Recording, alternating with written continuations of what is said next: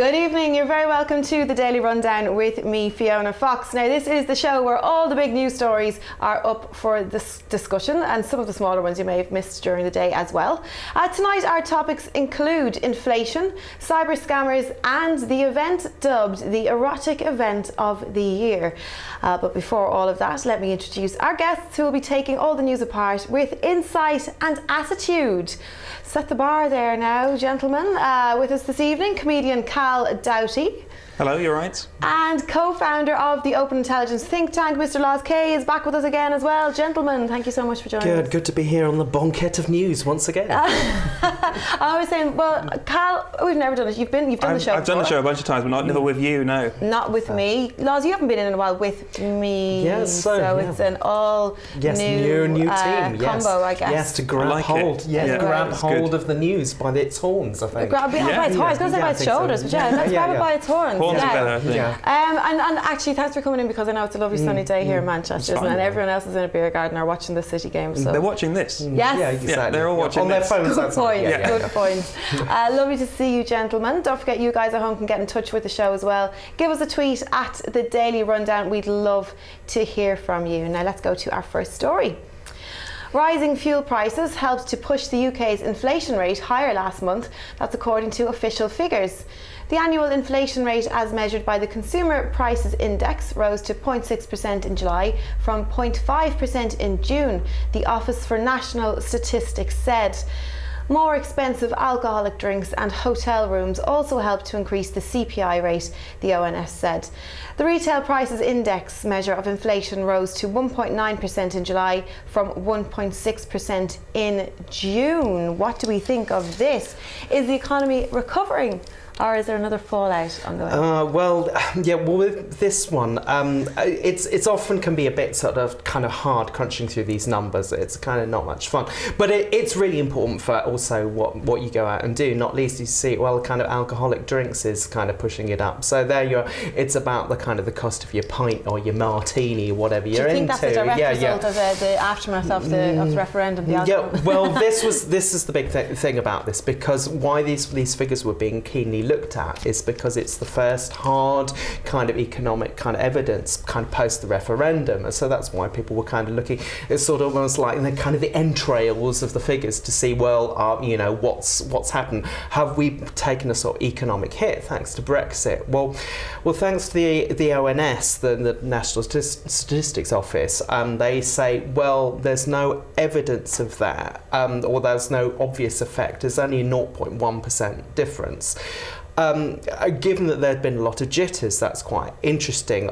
I think the real answer to that, though, is that comes with a kind of health warning, saying it's too soon to say. Really, we're going to need kind of at least to the end of the year to be able to figure this out. But what we do know is that already because the pound's taken a walloping post Brexit, that is going to have an effect. Also directly at the moment in terms of what it costs for supermarkets to import food, for example, that's not being passed on to customers yet. But we'll see. It could well hit you in the basket, as it were. My question would be, would we actually see full effects, the actual full ramifications of it until Brexit has actually happened? Because right now we're in a stage of early discussions, or we're not even sure if anyone's actually going to pull the trigger. Yeah. Would we actually see the actual results of this hit until it actually goes ahead and happens anyway? Well, I think that's absolutely the right question, because that's in fact what people have been asking today. Is it will say, we're not likely to see that until say the Article 50 is triggered. Exactly. I think that dread thing that's always been about the economy is kind of confidence, and at the moment, because everybody's kind of on their holidays really, so people are willing to kind of cut the government some slack. I think by the time that we get to the Tory conference, we're going to need a clearer answer, and if Theresa May doesn't stand up and say, well, this is the way that we're going, that's where we can. That's where I think we're kind of in more danger, I'd say. Absolutely. Would you felt generally surprised by those figures today, Cal, or? I wish I knew enough about those figures to tell you whether I was surprised or not. It's all in acronyms as well. That entire intro was basically me just saying the alphabet and various. Yeah, exactly. Yeah, well, that's often the thing about it for most people, and until it hits, it's also then the kind of that alphabet soup does really sort of come home to roost, as it were. Well, basically, what the real warning is that also inflation may well come to 2% by the time we get to 2017, and that's where it's going to start to have an effect because it's going to be a sort of basically a real wages cut because wages aren't again going to keep in tow. That's also not that different from what was already being predicted, Brexit or not, anyway. So it kind of converges. But I think at the moment people are going well. There's not so much to come after here. But I think by the time we get to 2017, it could be a different story. So it's a wait and see sort of thing. A wait and see. Yeah. I was going to say, do you think there's any reason would they normally release these figures, or is it all a little bit under the microscope because we are so close just to the referendum? I mean, all of these figures come out all the time, so there's nothing particularly unusual in that. But it was really it was really followed minutely today. It was like the Guardian, God bless them, that will kind of do a live blog on the opening of a packet of crisps. We're doing a live blog, we're doing a live blog on this. It's like so kind of hold it. And I think at the moment there's a lot of people saying.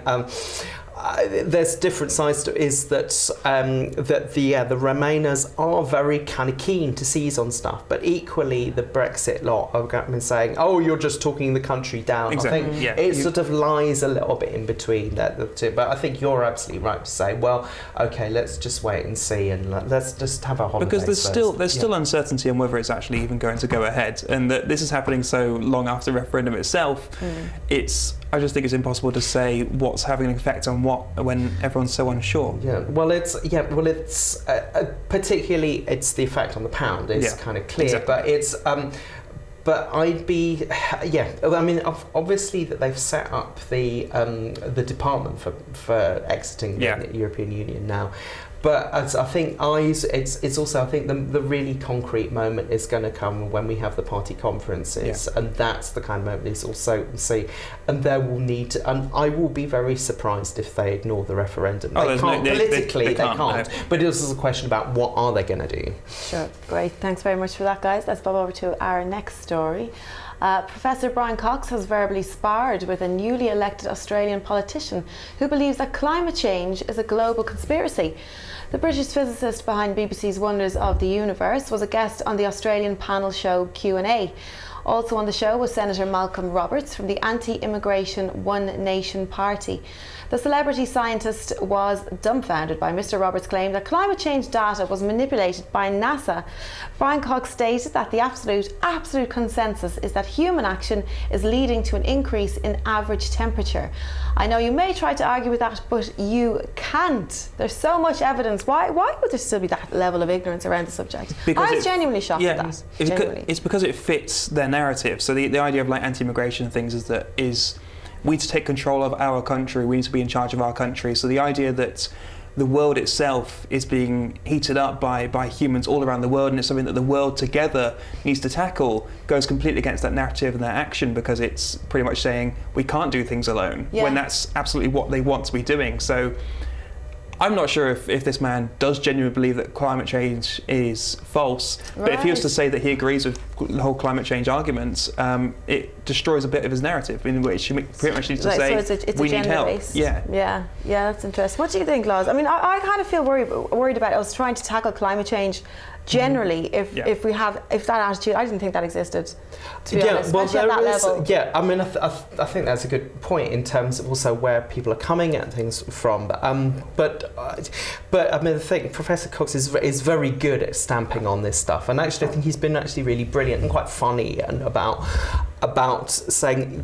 you can have differences of opinion, say for example about how you want to kind of generate electricity in country. What you can't have a difference of opinion on is something about like that the world is getting warmer, and so NASA produced this data, but it's also it's not like we can't check this. Yeah, It's so bizarre that it's saying, but also the truth of it is this last month, July 2016, was the warmest month that's ever been on record. And it's not like sort of like and also the whole idea behind this is so weird. It's like, why what's in it for NASA? Is like we have this conspiracy so we can sell more wind farms. I don't know. It's really bizarre, but it's these people aren't. The person saying this isn't a stupid person. He's not. He's got worrying thing. Exactly. He's got his education, his degree level and higher. He's got 2 degrees from what I gather. Yeah. He's not an idiot. No. Yet he don't mince your words. Exactly. He's not an idiot, but that's a nice thing, isn't it? It's a nice thing to say someone's not an idiot. I guess. But he's willing to make these ridiculous arguments, and it is always the most ridiculous argument, because so it's stuff that no one could ever have any evidence to go against, like, oh, NASA's manipulated it. He has no proof, but no one else has anything to counteract that argument either. So it shuts it down immediately, and I think that they just come up with these ridiculous arguments on the spot because it will win the argument, because you can't carry on after that. It reminds me of that saying, is you don't fight with stupid, though. Exactly, down, beats I think that's also it's what a lot have been calling this kind of post-truth politics, and obviously the most obvious example that comes immediately to mind is Donald Trump. Again, once again, it was kind of rearing his exactly. Yes, exactly. Here he is again. But the point being that also he's so willfully against, but again for the same reason that it goes against narrative, and also just recently he's been absolutely horribly offended that the media just actually also records what he says and plays it back. But it's very dangerous, because it gets us to a dangerous spot, because, as you say, we need to do something about this, and it's not like we can't. No. It's not like, and besides, it's clear that we need to do something about fossil fuels anyway, because surely you can't be arguing that they're not going to run out, because the things that aren't renewable aren't renewable. They're not. It's like they're not, like coal doesn't magically regenerate.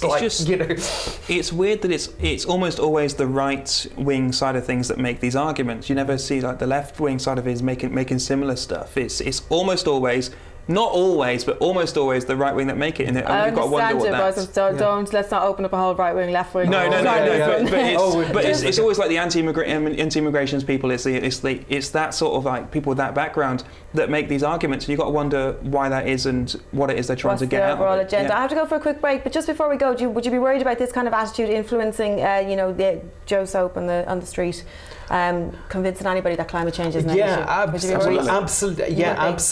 The anti-expert feeling is, I think, is very, very rife at the moment, and also for also reasons. I think for a lot of people feel like, well, actually, we've been done out of so much, and if you're so clever, why am I living like this? Yeah. And I think that's where a lot of that comes from. Great, thanks very much for that, guys. We're going to go for another break. When we come back, we've got lots more news, and our special guest is coming up as well, so don't miss that. See you soon.